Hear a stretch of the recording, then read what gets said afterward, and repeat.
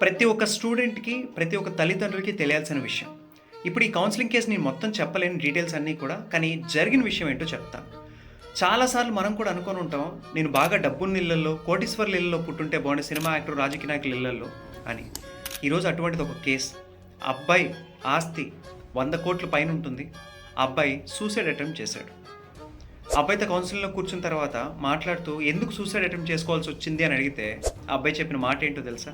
ఊరికే సార్ బతకాలి అన్న ఆశ లేకుండా చేసుకున్నాను అన్నాడు. సరే మొత్తం కేస్ స్టడీ తీసుకొని ఫైనల్‌గా అసలు అబ్బాయి సూసైడ్ చేసుకోవడానికి కారణం ఏంటి అని చూస్తే ఆ డబ్బే అండి. యెస్. అబ్బాయి చెప్పిన మాట ఏంటంటే, సార్ నీ లైఫ్‌లో సాధించడానికి ఏముంది? ఏం కావాలంటే అది. చిటికేస్తే అన్నీ నా ముందుకొస్తున్నాయి. నేను మళ్ళీ కొత్తగా సాధించేది ఏముంది? అన్నీ మా నాన్న సాధించేశాడు. అందుకని లైఫ్ అనేది అన్నీ చూసేసి బోర్ కొట్టేసింది. అందుకని చనిపోవాలనుకున్నాను. ఈరోజు అందులో ఒక మెయిన్ పాయింట్ అదే ఎంతూజియాజం కోల్పోవడం. లైఫ్‌లో ఒక మనిషికి కానీ ఆ ఎంతూజియాజం కానీ పోతే మనిషి నిజంగా బతకడానికి కూడా ఇంట్రెస్ట్ చూపించడు. ఈరోజు చాలామంది లైఫ్‌లో ఈరోజు యంగ్‌స్టర్స్‌లో ఆ ఎంతూజియాజం చాలా తొందరగా కోల్పోతుంది.